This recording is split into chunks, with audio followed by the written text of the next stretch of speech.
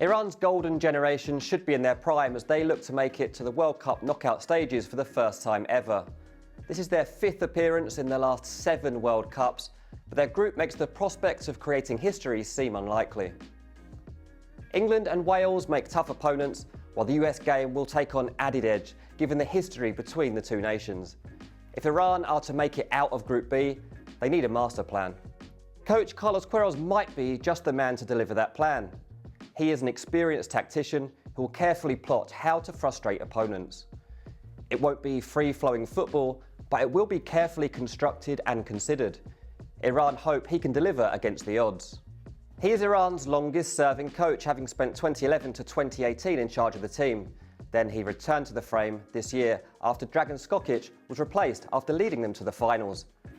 Skokic had issues throughout his reign, which included some conflict with key players. And now 69-year-old Quieroz has the job of bringing stability and harmony while also delivering surprise results. Iran are expected to largely use a 4-3-3 system in Qatar, but may use 2 up top at times. They'll have a balanced approach that will see them use different tactics for different opponents. Basically, it's counter-attack versus a crossing game. There's a general feeling that they will play on the break against England. It is their first match of the tournament, a game they are unlikely to win, and they'll just want to stay in the contest.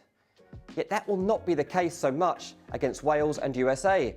In those games, the expectation is for more emphasis on getting crosses into the box and also getting the ball to the strikers early. Mehdi Taremi is a standout star in this team and also perhaps the most high-profile globally, thanks to his status at FC Porto.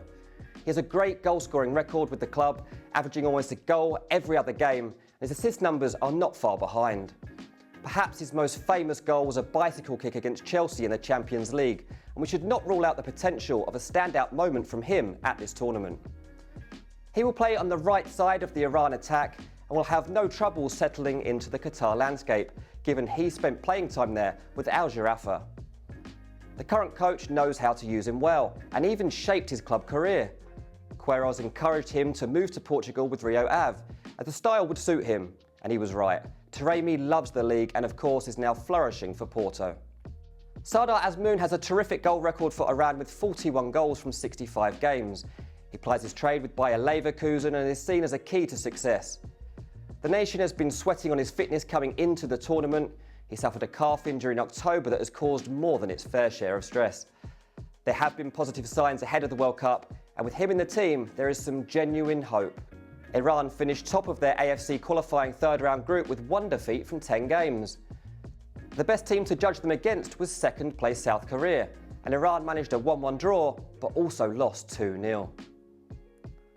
This qualification was achieved under a different coach and in different circumstances, so quite how much of the details from those results is still applicable, we cannot be too sure.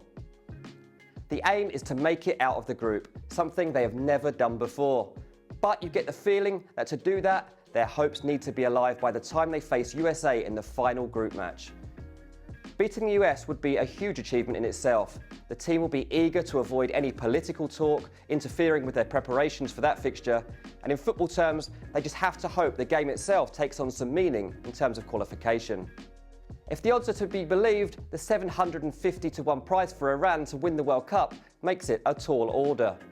Organisation, balance and luck will be needed if Iran are to make their mark and cause a stir.